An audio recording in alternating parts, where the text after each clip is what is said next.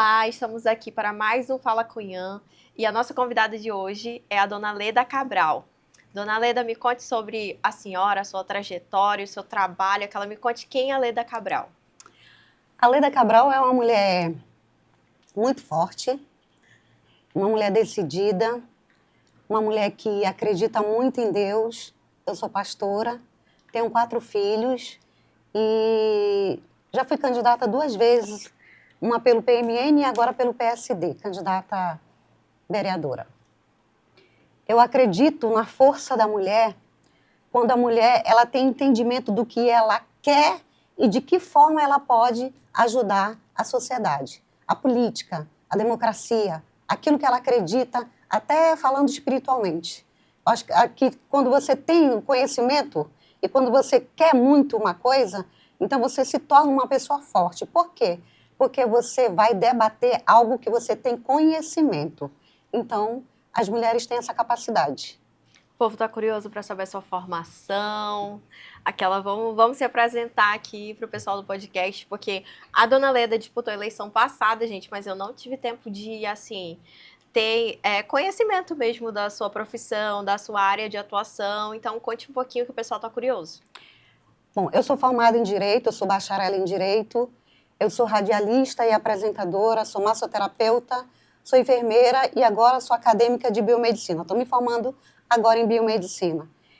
Trabalhei 17 anos no rádio, tinha um programa de rádio, meu programa era, eu pregava a palavra de Deus, mas também falava sobre algumas coisas na questão social como um todo. E essas minhas formações, eu gosto de enfatizar falando delas, porque eu acredito que toda mulher, ela precisa, como eu acabei de falar sobre o conhecimento, ela ter conhecimento de algumas coisas relacionadas sobre quem ela gostaria de ser e sobre o convívio dela na sociedade. Hoje, nós brigamos muito, né, falamos muito sobre o direito da mulher. E mesmo com todos esses direitos que nós já temos, esse conhecimento, ainda existe um pouco de machismo.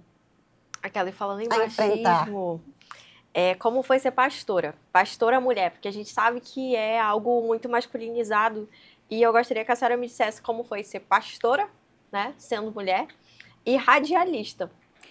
Eu só aceitei ser pastora porque eu recebi um chamado de Deus. Eu recebi um chamado de Deus, então eu aceitei ser pastora, ser ordenada pastora. Quando se trata de religião, eu já sou mais maleável na questão de força. Porque quando eu me coloco como uma pastora, a minha força já não é na minha voz, é na minha espiritualidade. Eu acredito muito na espiritualidade quando você tem essa conexão com Deus. Foi o que eu tive. Então, eu recebi um chamado de Deus e esse chamado eu resolvi aceitar porque a minha conexão, a minha intimidade com Deus se tornou algo assim sobrenatural na minha vida. É muito difícil ser pastora, porque muita gente até hoje, né, depois de tantos anos, até hoje as pessoas falam, né, onde está escrito na Bíblia que mulher foi chamada para ser pastora? Como é que, né, uma mulher pastora ela não pode estar orando no homem, porque mulher tem que orar em mulher, homem tem que orar em homem. E eu não vi Jesus fazendo acepção, entendeu? Ele não diz, mulher, então eu vou chamar uma mulher para orar. Quando você tem uma espiritualidade, quando você sabe o que é conexão com Deus, o que é intimidade com Deus, você não tem essa, mulher para um lado, mulher para o homem para o outro. Você não vê a pessoa como uma mulher, como um homem. Você vê um ser que precisa do poder, da palavra, da libertação, da salvação de Deus. Então, quando se trata de pastoreio, aí a minha força já é espiritual. Eu tenho uma intimidade muito grande com Deus, eu busco e acredito muito em Deus, defendo muito a salvação, não defendo placa de igreja, não defendo apostolado de ninguém, nem o meu mesmo. O que eu defendo? A salvação, a restauração do ser espiritual diante de Deus. Porque a palavra de Deus diz, né, que muitos de nós, patenteados, pastores, apóstolos, vamos falar assim naquele dia, né, no grande dia. Senhor, em teu nome eu expeli demônios, em teu nome eu sarei, eu curei. Ele vai dizer, apartai-vos de mim, que eu não vos conheço. O próprio capítulo 13 do livro de 1 Coríntios, ele fala sobre algo que é maravilhoso, o amor. Então, se você não tiver amor, você pode ser pastor, pode ser apóstolo, pastora, pode ser missionária, pode ser o que for. Mas você não tem intimidade com Deus, você não tem chamado de Deus. Você vai fazer várias coisas, você vai abrir igreja, vai ter multidões te seguindo, você vai fazer milagres e Deus vai chegar diante de você e vai dizer, eu não te conheço.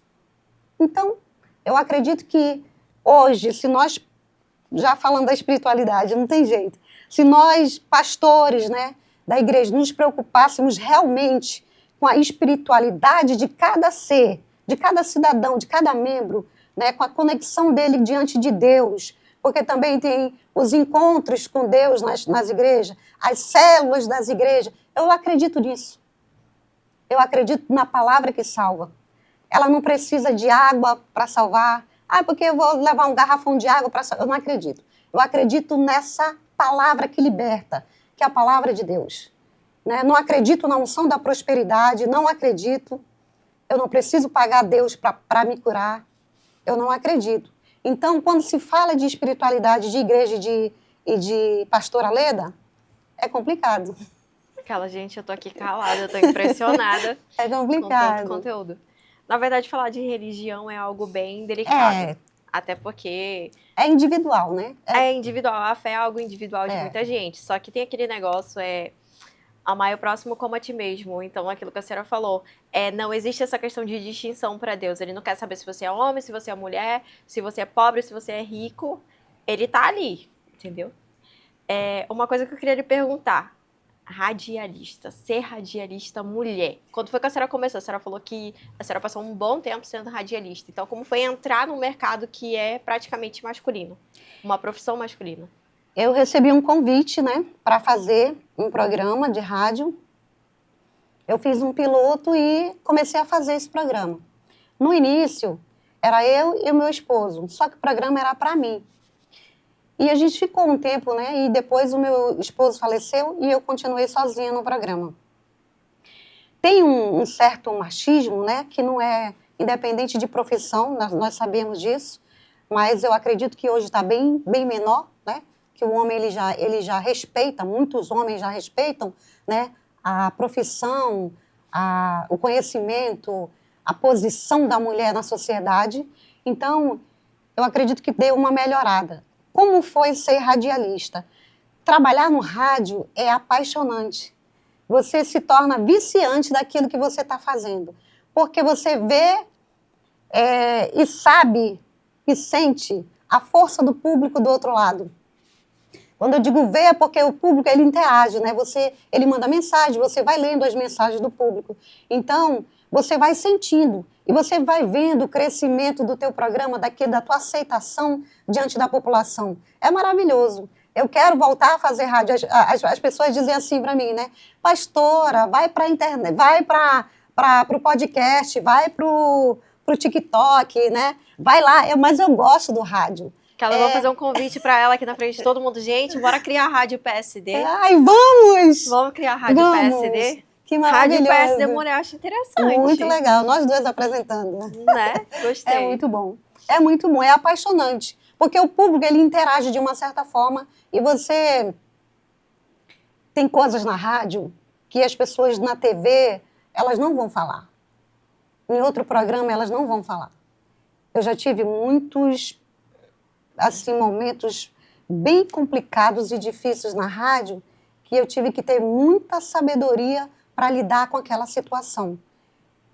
Entendeu? Que é coisas assim bem íntimas, mas é maravilhoso. É muito bom.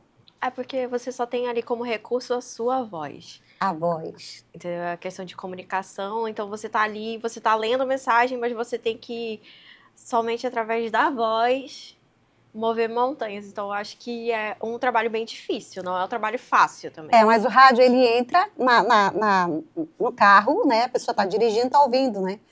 Nos barcos. Eu sou do interior, então, assim, quando não tinha recurso de televisão, era rádio mesmo. Era rádio, então é maravilhoso. Eu gosto muito. E os radialistas são apaixonados por aquilo que eles fazem. Aquela, né? eu vou perguntar sobre a outra profissão, que é algo que me salvou na gestação, massoterapia. Massoterapia? Isso. A massoterapia, ela também é uma conexão, né, com a massagem. Quando você coloca uma pessoa ali, né, na maca ali para você fazer a massagem nela, a espiritualidade dela também tem algo a ver com aquilo que você vai fazer, com aquela massagem que você vai trabalhar na pessoa. É impressionante. Eu já fiz várias sessões e eu super indico para as pessoas fazerem. Eu lembro que eu tinha um lance, o lance da perna até voltou, tem que voltar lá com ela. Mas a primeira vez que eu fiz uma sessão, eu tinha muito esse tique de balançar a perna.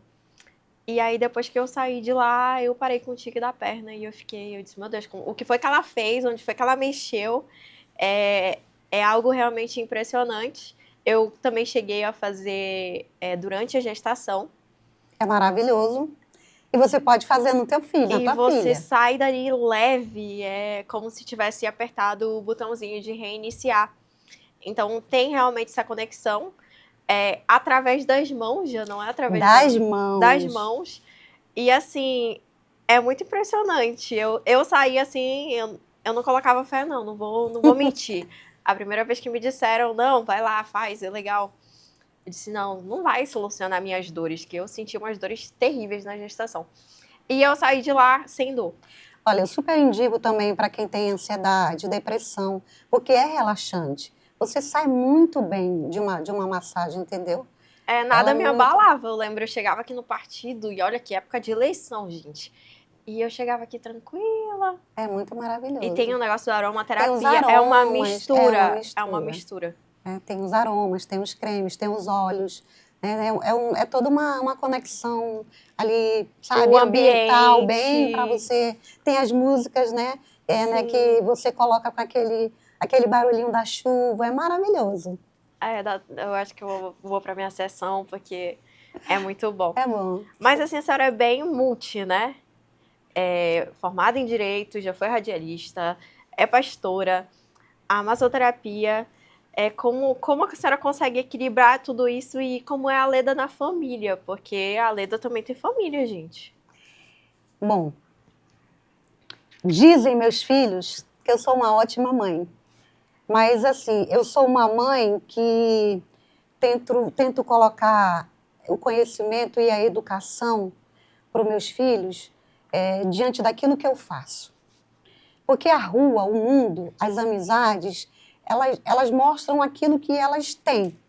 Sim. E eu acredito que uma mãe, um pai, mesmo que ele seja ausente, porque quando você trabalha, quando você estuda, você é ausente. Eu fui ausente durante muito tempo na vida das minhas filhas, porque eu trabalhava, eu estudava, fazia faculdade, né? E eu tinha obra social e o rádio. Então, às vezes, eu saía 5 da manhã em casa e voltava 2 da manhã. Então, quase não vinha. Mas os dias que eu estava de folga, eu brincava de fantoche com meus filhos, eu brincava de pega-pega, eu brincava de se esconde, eu brincava de tudo com as minhas filhas, entendeu? E uma coisa que eu sempre falei para os meus filhos é sobre a dignidade e o caráter. Não importa com quem você anda, não importa o lugar que você esteja, se você tem dignidade e caráter, você é uma pessoa que não é influenciada, você vai influenciar aquilo de bom sobre a vida das pessoas. Então, eu sou assim, eu não sou muito de estar beijando, agarrando, eu sou mais de falar e tem uma coisa que eu me preocupo muito, é com a minha palavra. Se eu der a minha palavra, eu tenho que cumprir a minha palavra. Então, é isso que eu ensino para os meus filhos. Eles são amorosos, né? Mas assim, que nem eu. Uma vez ou outra, se abraça, se beija, chora, briga, né? Discute. Sim. Mas a gente tem um amor muito grande um pelo outro. E nós passamos um momento muito difícil, que eu acho muito interessante falar, porque meu marido, meu esposo, ele era um paizão, um amigão. Então, quando ele morreu, os meus filhos e eu, nós perdemos o chão, mesmo sendo pastora. No dia que meu esposo morreu, os meus filhos estavam todos do lado dele, junto comigo, e o meu esposo se levantou e disse assim, eu preciso me levantar e tirar esse soro. Eu falei, não vamos tirar. E a minha filha, vamos tirar, mãe. Nós tiramos. Quando nós tiramos, ele tombou e caiu. Aí a minha filha segurou na minha mão e disse assim, tu não é pastora? Tu não é mulher de Deus? Então cura meu pai. Faz ele ressuscitar agora. E eu fui colocar a mão neles, né, chorando, e Deus falou, pode soltar que sou eu. E eu soltei. As minhas filhas passaram por momentos muito difíceis, porque enterrei meu marido, 2 horas da tarde, 6 horas da tarde, eu estava na igreja, pregando a palavra de Deus e nunca parei. Eu não misturo as coisas mesmo, a dor pode ser a dor que for, eu guardo ela bem aqui e sigo naquilo que eu tenho que fazer. Sim. Eu sou assim. É algo muito de mulher, né? E eu passo isso para os meus filhos. É a questão de ser forte. Eu lembro que meu pai faleceu numa semana, na outra semana eu já estava trabalhando. E assim, a gente tem que continuar. É aquela coisa de fé, né? Se você tem fé em algo, em alguém, ou em uma energia superior, você tem que continuar. Porque a senhora fez tudo que estava ao seu alcance. Eu penso o seguinte, eu fiz tudo que eu podia fazer pelo meu pai. Então, eu me depreciar ali depois da morte dele não seria honrá-lo, porque ele sempre me quis operante, ele sempre gostou de me ver sorrindo. Mas é algo assim que nem todo mundo consegue. São dores que as pessoas passam e tem muita gente que paralisa ali. Mas eu vejo muito isso em mulher. A mulher, ela meio que ela engole o sapo, a senhora tem os filhos, os fiéis, né? E não, eu tenho que seguir. Eu lembro que eu pensava muito na minha mãe e no meu irmão, que meu irmão é mais novo. Eu disse, se eu desabar na frente deles, eles só têm eu. Se eu desabo, como é que vai ficar? Então, a gente meio que engole ali e segue em frente. E segue, guarda nas caixinhas. A questão da maternidade é aquela coisa, né? A gente, mulher, se cobra muito. Tem mulher que acha que o ideal é ficar dentro da casa 24 horas até o filho crescer. E tem mulher que não. Tem mulher que já segue, né, a sua vida rotineiramente. E isso não torna uma mãe ruim. Eu trago minha filha pro trabalho e, assim, tem gente, mas tu traz sua filha pro trabalho? Sim, trago. Porque eu acho que ela tem que ver desde nova que o esforço que eu faço para que ela tenha uma educação muito boa. Acredito eu que as suas filhas, hoje em dia, conseguem ter essa visão de tudo que a senhora sacrificou e de tudo que a senhora faz. E o que muda a vida das pessoas. A senhora tem um projeto social muito bonito e eu queria que a senhora falasse desse projeto social para as pessoas, até para dizer quem é a Leda mesmo, porque quem vê a senhora arrumadinha assim, tranquila, não sabe. As pessoas pensam que a nossa vida é perfeita só porque a gente está sentada aqui apresentando um podcast. Então, me conte sobre o seu trabalho social. Bom, o meu trabalho social, muitas vezes a gente pensa assim, eu vou fazer um trabalho social porque preciso fazer alguma coisa boa, eu preciso mostrar para a sociedade que tem algo de bom em mim, que eu posso fazer algo pelo próximo. O projeto social que eu tenho, eu acho que ele é mudança de caráter, ele é transformação de vida. Todo projeto social ele tem que ter essa enfatização. Tem que ter um objetivo. Entendeu? Resgatar mesmo, né? Quem sou eu?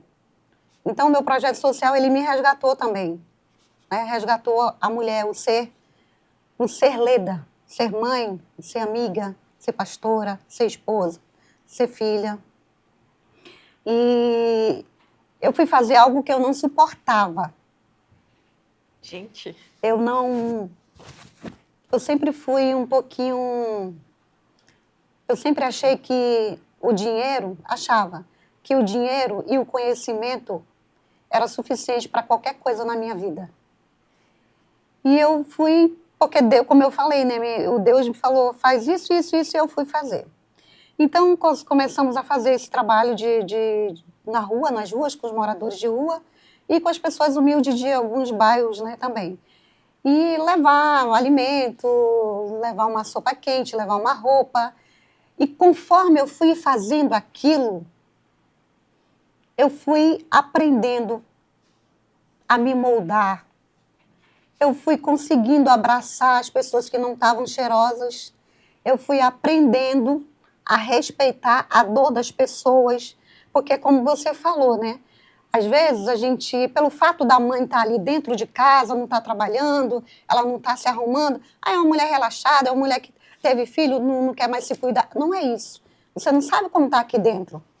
Exatamente. Você não imagina a força, porque muita gente que me conhece, como você falou, acha que eu sou quietinha, calada. Eu sou uma explosão. Quando eu abro a boca, entendeu?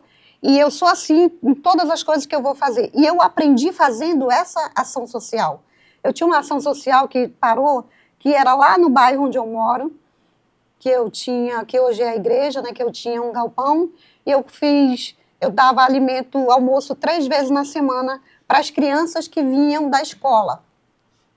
Então as crianças paravam ali e elas se alimentavam e depois iam para casa. E também para as pessoas que não tinham condições financeiras de ter alimento ali, né, naquele dia, e eu dava o alimento e eles iam buscar com panela, ou então comiam lá e voltavam para suas casas. Isso eu não vejo nem como uma ação social, eu vejo como uma terapia na minha vida. Porque você descobre que para você morrer é muito rápido. Sim. Você passa anos da sua vida sonhando, né, buscando conhecimento, estudando, se formando, sendo mãe, sendo pai, fazendo várias coisas. E num piscar de olhos, acabou. Sim. Acabou tudo. Aí quando você não conhece o outro, quando você não tem empatia, não tem amor, não tem respeito, quando você não se respeita, porque se você não respeita alguém, é porque você não se respeita também. Então, quando você não tem isso, quando você não descobre o valor de uma vida, de um resgate na vida de alguém, você vai continuar juntando coisas, entendeu? Sendo uma pessoa, muitas vezes até ignorante, agressiva, em relação à empatia, de como as pessoas veem e fazem seus trabalhos. E sempre acusando, falando do defeito e nunca vendo ou falando de uma qualidade. Ação social é isso. É um resgate na sua vida interior e depois você consegue resgatar outras pessoas. É um trabalho, é um processo. É que nem cura. Ninguém se cura da noite para o dia, né? A cura, ela é um processo, é um desenvolvimento. E a ação social, para mim, é isso. É cura. É cura na tua alma, é cura na tua vida, na vida da tua família, é cura na vida de alguém que está precisando. Ação social, para mim, não tem a ver com democracia, não tem a ver com política, não tem a ver com religião, com credo religioso, não tem a ver com gênero, com cor. Ação social, para mim, é resgate de vida, de alma. É isso. Da gente. Da gente. Eu fazia ação social lá onde eu morava. Eu lembro que quando eu saí de lá, eu queria muito agradecer tudo aquilo que fizeram por mim. E um dos marcos na minha vida foi ganhar um brinquedo na escola. E aí eu decidi voltar e entregar brinquedo na escola. E eu lembro que a primeira vez que eu fiz isso realmente foi um resgate meu. A sensação de você entrega um brinquedo para uma criança, e eu lembro que na época que eu recebi o brinquedo eu não tinha brinquedo, e aquilo fez uma diferença muito grande na minha vida, porque aquilo me estimulou a querer lutar, batalhar para fazer mais, querer me formar para ter condições para voltar lá e fazer a mesma coisa. Então eu vejo muito dessa forma também. Acho que da segunda vez que eu fui fazer doação, as senhorinhas foi o que mais me chamou a atenção. Elas ficavam de olho comprido quando eu ia entregar as bonecas, e aí eu entreguei para elas também. E elas guardam até hoje, então é muito de você ver que o pouco que você faz pode mudar a vida de uma pessoa, pode dar esperança para outra pessoa. Então, eu vejo muito dessa forma. Agora eu queria que a senhora falasse da sua vida política. O ano passado, quando teve a eleição e eu me candidatei, eu fiz parte de uma bancada coletiva. Eu não queria, eu aceitei porque eu queria muito estar na política, né? Fazer campanha. Sim. Eu tinha algumas pessoas que estavam ali na linha de frente comigo e iam trabalhar na política comigo, né? Para a eleição da candidata Leda Cabral. E a política, muita gente fantasia em questão do toma lá da cá, né? Também, hoje em dia, nós viemos de uma política, de uma democracia tão sofrida, né? Tão mal vista, que é difícil você conquistar o voto de um eleitor. Mas o que é a política para mim? Quando eu entro, como eu já entrei várias vezes, nas casas como pastora, como mulher, e eu entro como política, como candidata, há uma diferença. Sim.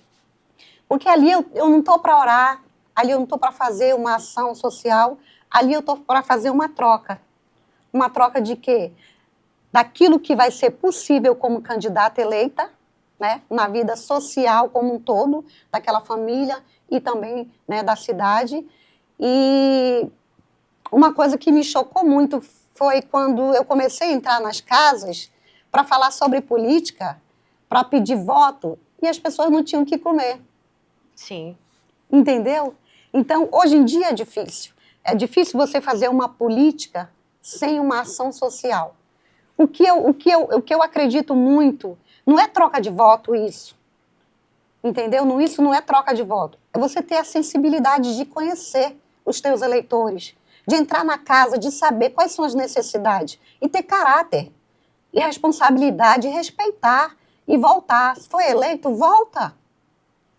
Sabe? E aquilo que você prometeu, cumpre. Porque você pode cumprir. Às vezes as pessoas, mas um vereador não tem quase poder para fazer nada. Um vereador, ele é o fiscal do prefeito, Sim. da administração daquele município. Então ele pode sim, ele também pode criar leis para ajudar a população e cidadão. Então nós temos sim, independente se é deputado estadual, federal, se é vereador, nós temos poder para mudar. Se eu não posso mudar a vida da cidade inteira, eu posso mudar de tantas famílias, ajudando, ter um projeto social. Hoje em dia, o maior projeto social que eu vejo, assim, como candidata, é investimento nos jovens. Sim. Por quê? Porque se você entrar nos bairros hoje, você vê uma realidade totalmente diferente do que a gente vê nas redes sociais. Nas redes sociais está todo mundo bonito, está todo mundo ali com dinheiro, está todo mundo feliz. Todo mundo feliz, mas a realidade é outra. Sim. Tem jovem que não tem um curso. Sim. Que não estuda. Tem menina de 13, 14 anos que já são mães. Não que isso é proibido, não. Mas não tem nenhum estudo, não tem uma perspectiva de vida. Sim. E a nossa política, ela tem que se preocupar com isso. Não é, eu vou me eleger, tá aqui meu voto, tomo meu voto, estou na minha cadeira lá, no meu gabinete, acabou. Daqui a 4 anos, é só o que eu escutei também, eu escutei muitas pessoas dizerem... O pessoal só volta Mas cada aí, 4 anos, a senhora vai voltar ou só daqui a 4 anos a gente vai ver a senhora de novo? É até uma ironia que a gente que é obrigado, inclusive, a ouvir esse tipo de verdade, coisa. Muito, muito. Eu lembro que quando eu fiz campanha eu ouvia muito. E eu tinha muito essa realidade que a senhora está falando, de chegar na casa, às vezes a pessoa não tinha comida, as crianças não tinham roupa, eu tinha adolescentes, crianças de 10, 11 anos segurando outras crianças. Então a gente vê como que tipo de educação essa mãe, que é uma criança, vai dar para outra criança. Não tem... A gente fica assim... Teve situações que eu fiquei, meu Deus... Porque eu, como vereadora, digamos que eu fui eleita, sou vereadora, estou lá no meu gabinete, vou fazer um trabalho social. Se cada vereador, cada deputado estadual, né, pegasse uma zona, vou fazer um projeto social aqui, ele ia resgatar muita gente. Ele ia conseguir fazer um trabalho maravilhoso. E ele sim ia ter o que mostrar na próxima campanha, na próxima eleição. Sem nenhum desrespeito. Por quê? Porque hoje em dia as pessoas não respeitam mais os políticos. Você vai conversar com alguém, muitas dizem assim, eu não quero escutar, eu quero vender meu voto. Quer comprar? Quanto? Quanto que tu paga? Porque fulano já está dando tanto, entendeu? Então, fulano me ofereceu isso aqui. Entendeu? Então, nesse momento de campanha, de política, é muito difícil você, como mulher, ser candidata, você não ter condições financeiras para bancar a tua campanha. Sim. Porque você tem que ter outra coisa que você tem que prestar atenção, você tem que ter. Por quê? Porque você vai trabalhar com pessoas. E essas pessoas, elas vão trazer, outras pessoas vão trazer votos e elas vão precisar receber. O que acontece muito na política é isso. Trabalhou, depois eu pago e depois some. Aí fica aquela má fama, entendeu? Né? De... A política está muito difícil. De você fazer política, de você trabalhar na tua eleição, na tua candidatura, sendo uma pessoa séria. Hoje em dia é muito difícil, você escuta muita coisa, né? E também tem a questão dos comandos dentro dos bairros, né? Você tem que ir lá conversar, né? Quem é você? E que tipo de benefício vai trazer para o bairro? Então, tudo isso. E se você já tem um trabalho, se você já tem algo, se você já pode fazer, vai fazendo. Exatamente. Né? Porque isso pode mudar a política. Teve algo que a senhora falou que eu achei interessante, a respeito da educação. A educação dos jovens. E essa questão feminina mesmo, eu vejo que existe uma deficiência muito grande dentro das próprias escolas a respeito de respeitabilidade das mulheres. Porque o homem, ele começa a bater na mulher na alfabetização. A garotinha lá começa a levar sarrafo do coleguinha na escola, tá tudo certo. A mãe e o pai dizem que é normal porque são crianças. E essa criança, essa menina, ela vai levando porrada dentro da escola, do coleguinha que é homem. Ela vai sofrendo bullying, ele vai dizendo que ela é feia. Eu lembro que quando eu era bem novinha, cortaram até meu cabelo. Mas isso vai virando algo que é muito comum. Dizem que é muito comum esse comportamento porque é criança. Então, se você não consegue, não educa desde a alfabetização, você vai conseguir mudar o caráter das pessoas quando jovem, quanto adulto. Eu vou conseguir mudar uma pessoa que já tem 18, 24 anos, 30 anos, 40 anos? Tem duas coisas que eu acredito que mudaria muito essa questão dentro das escolas. Psicólogo e psiquiatra são necessários hoje. E a arte. Eu conheço jovens que saíram das drogas. Eu conheço jovens que vivem no meio, mas não consomem, não vendem, porque são artistas. A arte salvou eles. Eu conheço vários. Então, a arte, ela precisa ser implementada dentro da escola. A arte, ela pode e deve fazer parte da vida de toda criança. Porque quando uma criança começa a cantar, começa a fazer aquilo que ela gosta, que não seja obrigação, que não seja algo que ela vai ser cobrada, mas aquilo que ela quer, que ela gosta, muda. Muda até isso. De você estar dando um beliscão, estar fazendo bullying, muda. Porque o que tem dentro da escola? O futebol, né? Para o homem. Né? Não tem. Tem um pouquinho de dança, né? E geralmente aí já é para a mulher, o homem já fica meio... E você tem que tirar isso. É isso que também nós temos que tirar de dentro da escola, porque ali começa tudo, né? Naquela alfabetização. Essa questão de gênero, nós precisamos mudar. Não importa. A cor, o gênero, não importa. O que importa é o respeito, é o amor. Se você pode ensinar isso para a criança, ela vai aprender. E ela vai respeitar. E ela vai saber o que é empatia, o que é respeito. Então, isso pode ser colocado, implementado dentro das escolas. E a arte, eu ainda enfatizo mais sobre a arte, ela restaura, ela resgata. Nós temos talentos, assim, imensuráveis aqui no Amazonas. Conheci vários, na época da política, eu conheci centenas de artistas maravilhosos. Entendeu? E a gente vê assim que até a respeito do esporte, a gente sempre vê aqueles rapazes e garotas vestidos com kimono no sinal, pedindo dinheiro, patrocínio para poder participar dos campeonatos. Isso é muito triste. Eu tenho uma prima que ganhou agora o campeonato amazonense eu acho que foi jiu-jitsu. Ela deve ter mais ou menos uns 12, 13 anos. E a mãe dela tá fazendo rifa no WhatsApp. Tá fazendo rifa com toda a família, coloca no grupo da família lá, que é para ela poder dar continuidade às competições. Então, a gente vê a falta de incentivo também nessas áreas. E é uma menina, né, num esporte que é masculinizado. Então, a gente vê que falta muito esse incentivo nas escolas. Por exemplo, aqui ainda tem o futebol, ainda tem dança. Onde eu estudava no interior não tinha nada. O máximo que a gente conseguia fazer era brincar de porta-bandeira. Então, assim, o restante, quadra, hoje em dia tem até, quadra na minha época não tinha, mas não tem esse incentivo no esporte. Os garotos do interior hoje em dia, eles não têm uma saída. Uma coisa que eu observei também na política foi essa questão de quadra. Tem bairros que não tem quadra nenhuma, que não tem nada para as crianças, né, fazer um esporte, não tem nada. No meu bairro, né? Eu moro no Parque 10, naquela área do Xangri-Lá. Não tem uma quadra, não tem nada. Ah, mas tem um CSU. O CSU já está lá, ó. E o CSU, tudo que você vai fazer, você tem que pagar, né? Uma taxinha. Tem gente que não tem condições de pagar. Uma quadra, é só uma quadra. Ela poderia estar ali, é 7 Xangri-Lá.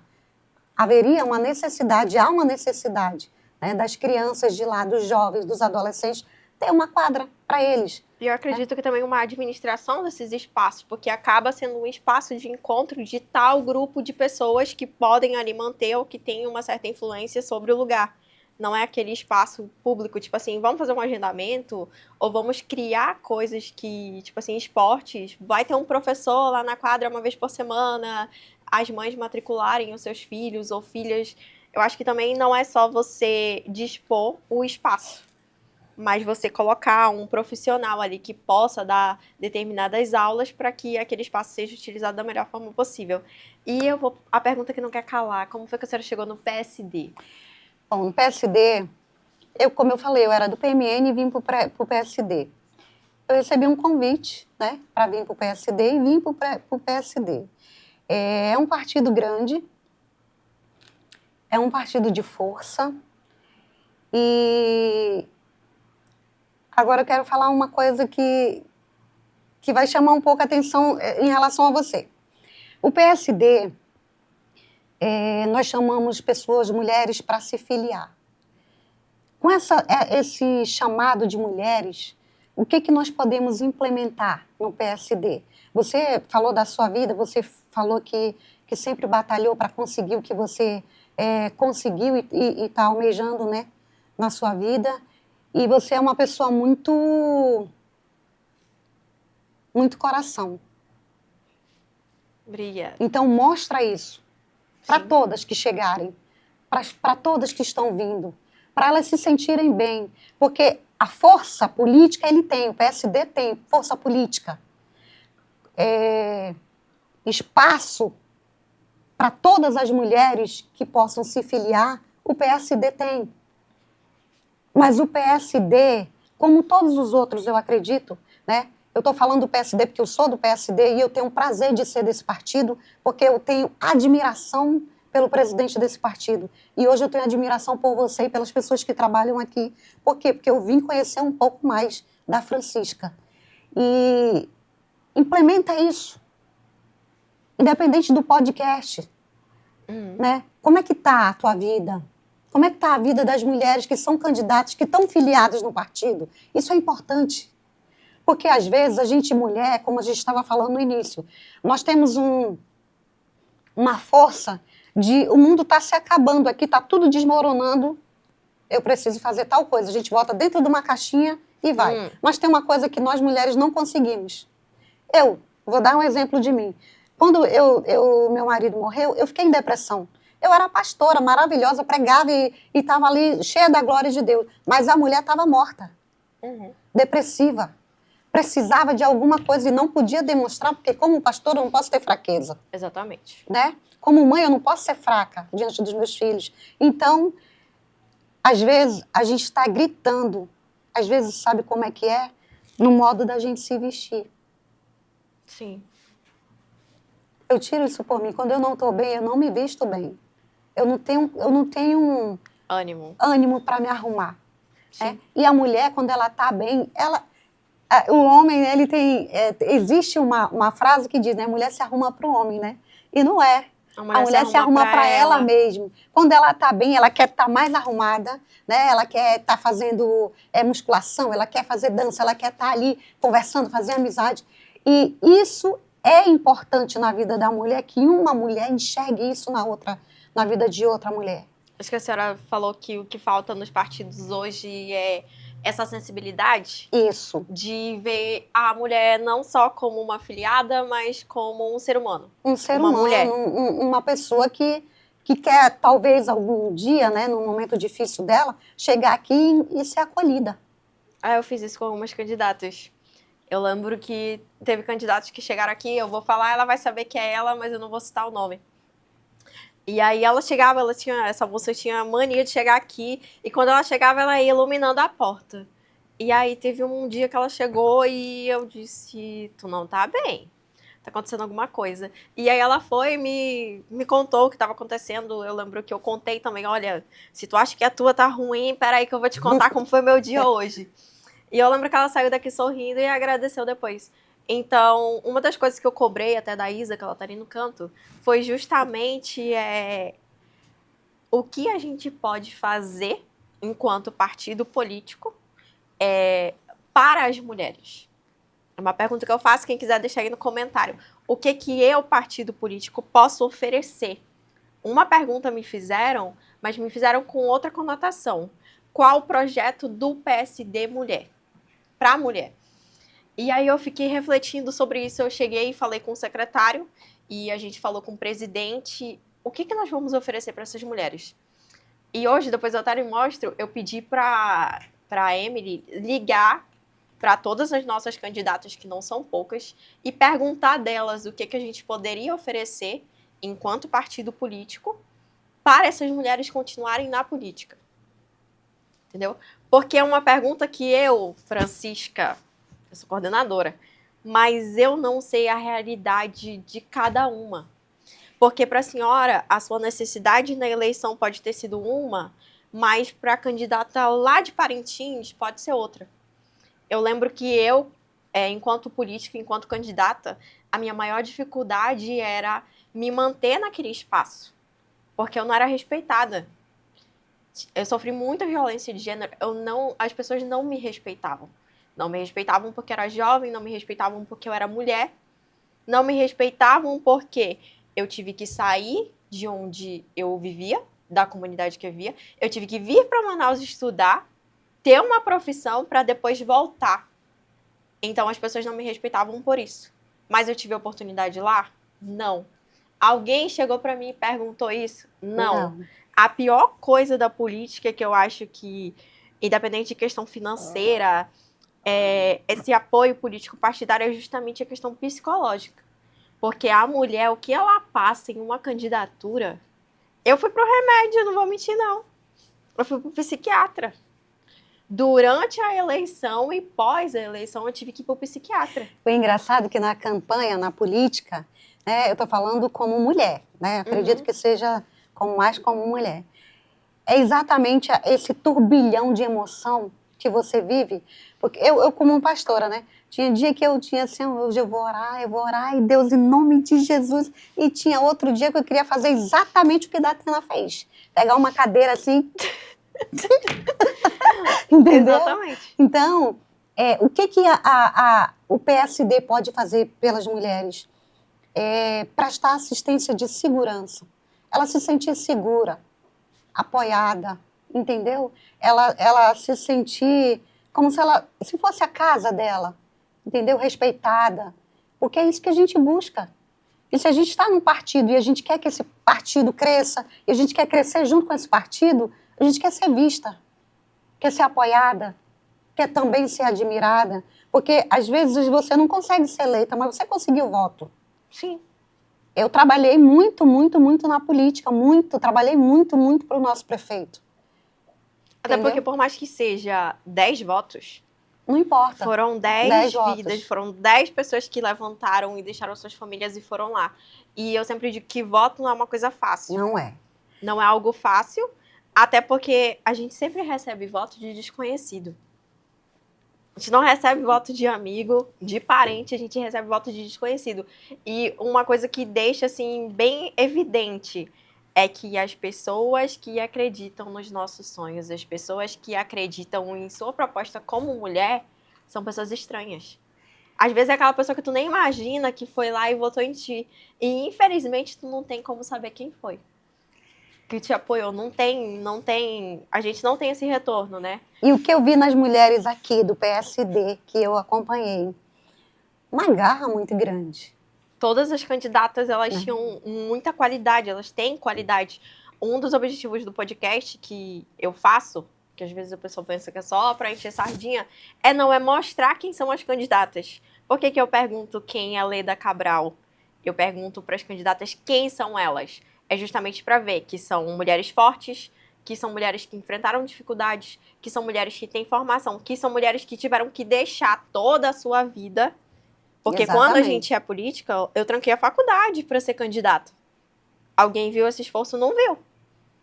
A senhora deixou seus filhos em casa, a senhora deixou de pregar para algumas famílias durante algum tempo, mas isso são sacrifícios que a gente faz para se expor.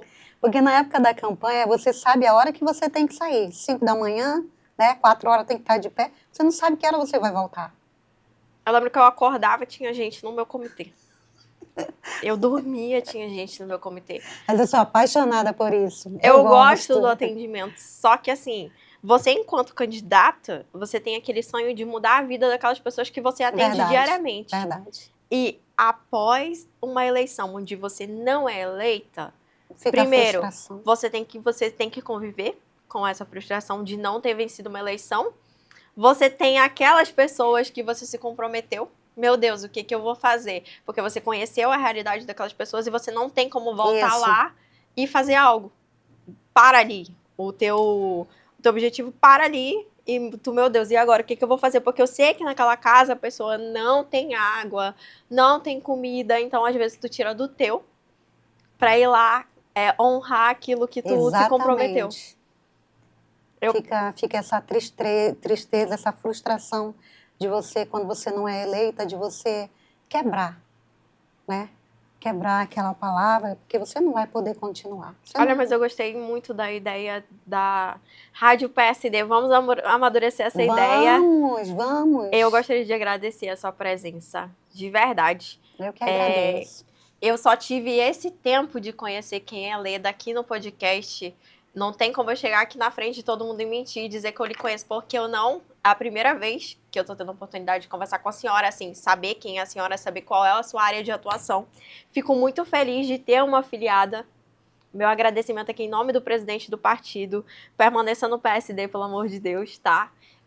Isso aqui não seria possível sem ele, até porque ele acredita nessa caboquinha aqui, entendeu? Se não fosse por ele, eu não estaria aqui, iria entrevistando agora. E eu peço que a senhora faça uma mensagem para as mulheres agora, olhando para aquela câmera ali, convide as mulheres a participar do partido, fale sobre a importância da participação feminina. O meu convite fica para todas as mulheres que têm essa garra, essa vontade de se expressar, de fazer política, de falar sobre família, de falar sobre administração dentro da sua casa, né, do conhecimento que ela já adquiriu, do que ela precisa, né, através da vida dela, implementar dentro do partido. E eu quero convidá-las todas para fazer parte do PSD. PSD, nós temos o nosso presidente e também nós temos a nossa Francisca maravilhosa, que ela abraça aqui as mulheres, conversa, fala do coração, fala da vida.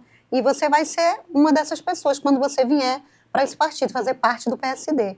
Você vai ser amada, respeitada e você vai ter espaço para falar, como eles me deram espaço para falar.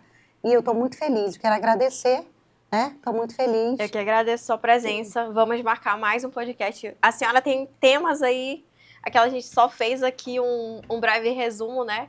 Mas a sua qualidade enquanto pessoa, enquanto candidata e filiada, eu fico muito satisfeita. Não saia do PSD, viu?